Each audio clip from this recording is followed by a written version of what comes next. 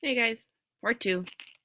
Okay, so through all of this, Cuban Missile Crisis, Bay of Pigs invasion, we have our vocabulary. Very close. Remember that. Oh, before we get started, I want you to look at this.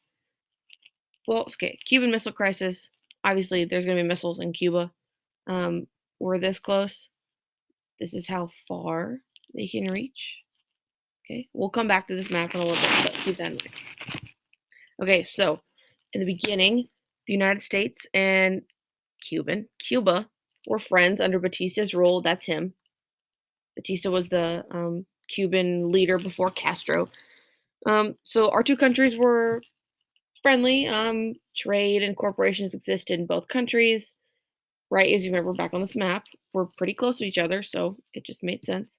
Um, so Batista ruled in like the early 40s, and he was great. Um, Elected, people liked him, economy is doing good, really no complaints.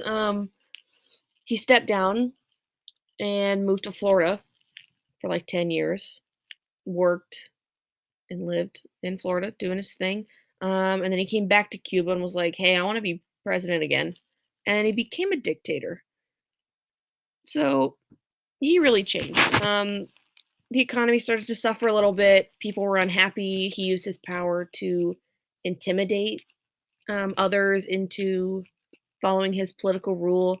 He would hold elections, but no, everybody was too afraid to run against him, so he'd always run opposed. He like basically made a law that only he could run for office. Um, so things weren't great in Cuba, and so I want you to keep in mind, typically at the point of revolution, people, happy people don't revolt. Upset people revolt. Scared people revolt. Hungry people revolt. So when you have countries like Cuba that were doing really well, and then he shows back up and he's like screwing everything up, unhappy people revolt. So this is where Castro comes in. Like I said earlier when we talked about revolution, um, it's usually in a time of economic, social crisis.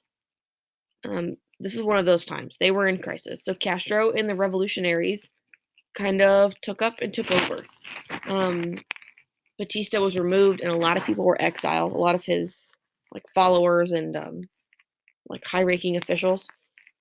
So when Castro took over, he looked at the relationship between Cuba and America, and he said, I either have loyalty to the people or loyalty to the American monopolies.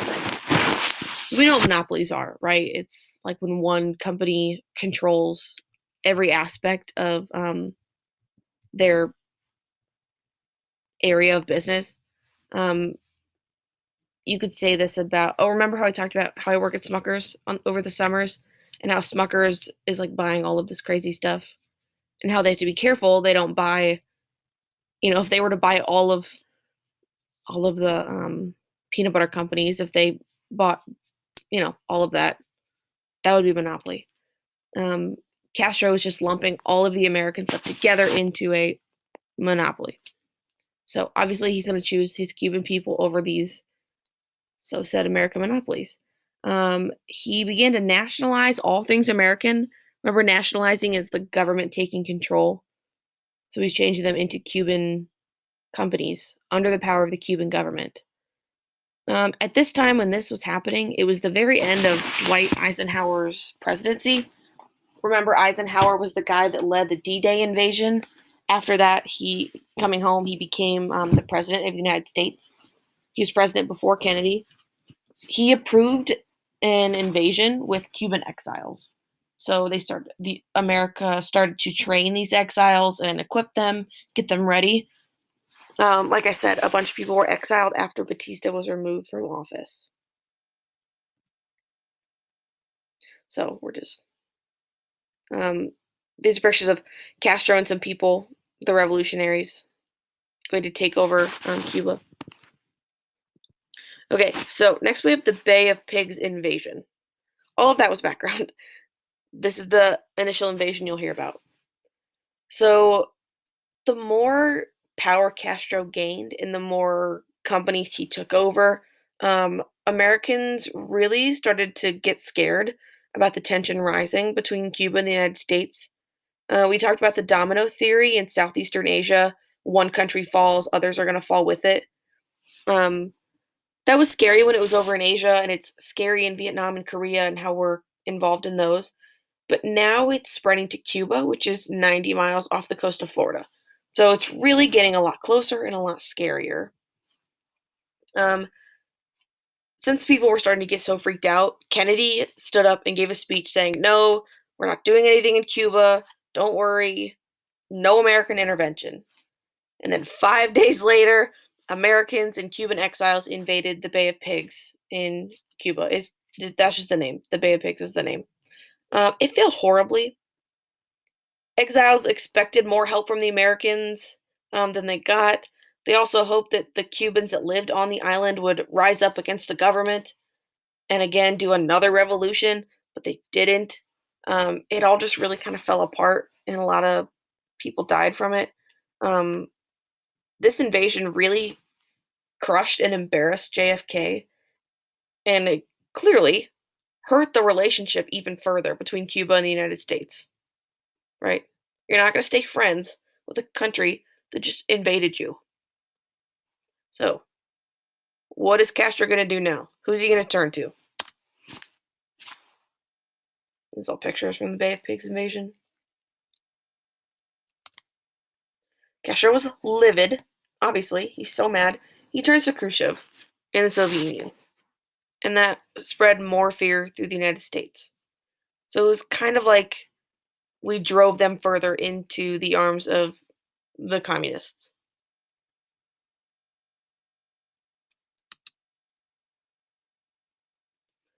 So now we're on the Cuban Missile Crisis.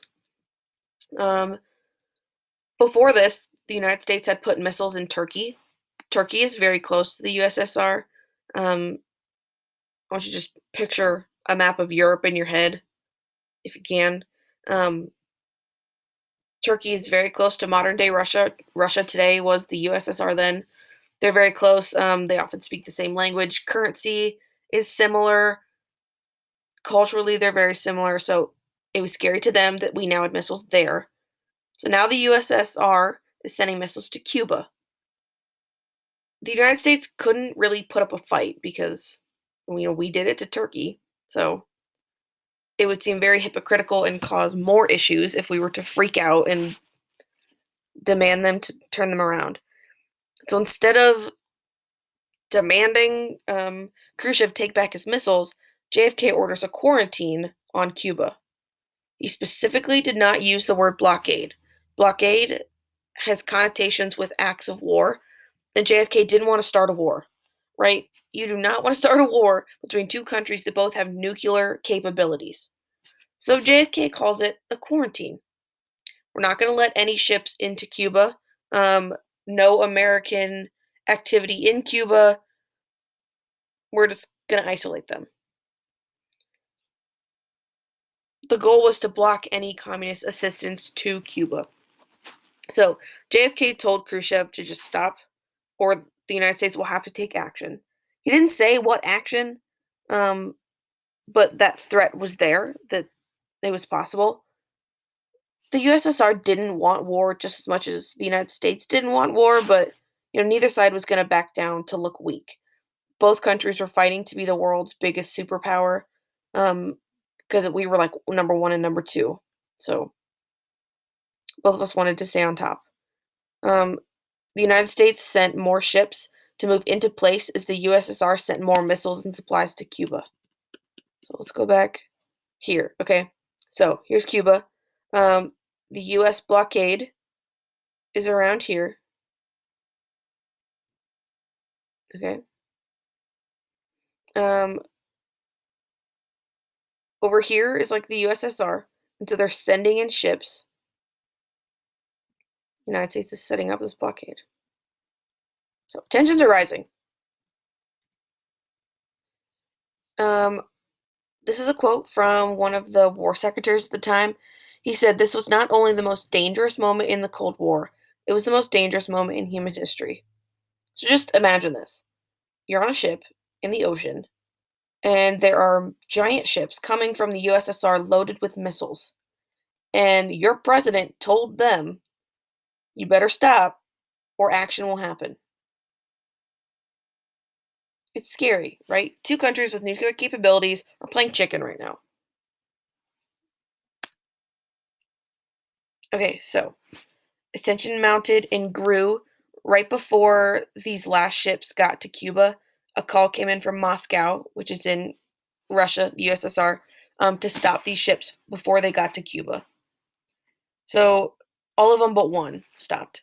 So to show a sign of good faith that JFK was willing to compromise, negotiate, he let one ship make it to Cuba, but like the army searched it or the navy searched it, and there were no bombs on it or missiles or anything. Um, Khrushchev agreed to take their missiles out of Cuba if the United States promised to stay out. So JFK said, "Okay, that's fine. You take your missiles. We'll leave Cuba alone." And so that's kind of how it is today. Cuba is still under communist control, even though Castro's no longer in power, like I said. Our two countries do not get along. There have been some, negotiations back and forth, but we have not been able to restore that relationship. So, that is all I have for you. Let me know if you have any questions. Don't forget your quiz this week. And I think you have. Oh, it's okay. Let me know. Have a good